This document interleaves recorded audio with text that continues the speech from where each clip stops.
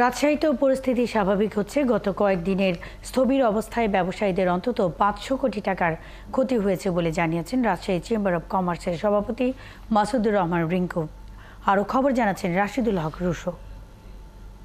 গতকালের মতো আজকেও রাজশাহীতে সকাল 10টা থেকে বিকেল 5টা পর্যন্ত কারফিউ শিথিল করা হয়েছে।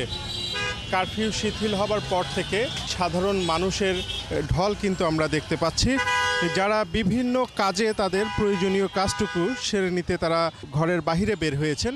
সকাল থেকে রাজশাহীতে একটি কর্মচঞ্চল পরিবেশ দেখা যাচ্ছে।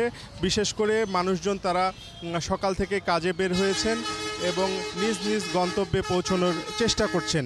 গভর্নমেন্ট ডিসিশন দিয়েছে যে সকল ব্যাংক, সরকারি ব্যাংকগুলো সকাল 11টা থেকে দুপুর 3টা পর্যন্ত চলবে। তো রাস্তাঘাটে আমরা বেরিয়েছি অফিসের উদ্দেশ্যে।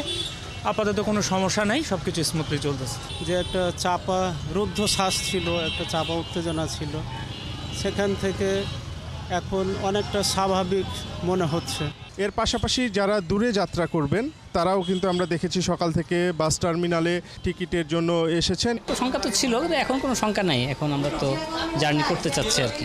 কিন্তু শিথিল হয়েছে বলে যা একটু করতেছি জন্য দেখা যাক আল্লাহ ভরসা রাস্তাপথে কি হয় না হয়। আগে থেকে যারা টিকিট নিয়ে গেছে তারাই চাচ্ছে, হঠাৎ এখন যারা আসছে রানিংয়ে তারা টিকিট পাচ্ছে না। কারফিউ শিথিল হবার পর থেকে দোকানপাটগুলো খুলতে শুরু করেছেন ব্যবসায়ীরা। তবে টানা কদিন সব প্রতিষ্ঠান ও যানবাহন বন্ধ থাকায় বড় ধরনের আর্থিক ক্ষতির মুখে পড়তে হয়েছে বলছেন ব্যবসায়ীরা। প্রতিদিন যেন 14 কোটি টাকা করে যদি মাছের প্রোডাকশন যায় পুরো ঢাকা সহ 18টা জেলায়, আম প্রতিদিন 20 কোটি টাকার কেনা বেচা হয় ডেইলি। তো সেই অঙ্কে আমার 500 কোটি টাকা কমই আমাদের হিসাবে হচ্ছে। শাকসবজির পরিমাণ যেটা আছে সেটাও কিন্তু এক গাড়িতে পরিমাণ 20 থেকে 25 লাখ টাকার শাকসবজি যায়। তো এই 7 দিনে এই অঙ্কে প্রায় 500 কোটি টাকার উপরে আমাদের এই অঞ্চলে ক্ষতি হয়েছে। এদিকে সপ্তাহের শেষ কর্মদিবস হবার কারণে ব্যাংকে উপচে পড়া ভিড় দেখা গেছে। গ্রাহকরা যেটি বলছেন, দুপুর 3টার পরিবর্তে ব্যাংকের সময়সীমা আরও একটু বৃদ্ধি করলে তাদের জন্য উপকার হতো। টাকা তুলতে খুব দেরি হচ্ছে। আবার বাইরে যে আমাদের তো ধরেন লেনদেনের ব্যাপার আছে, কিছু পেমেন্ট আছে তাদেরকে দিতে হবে।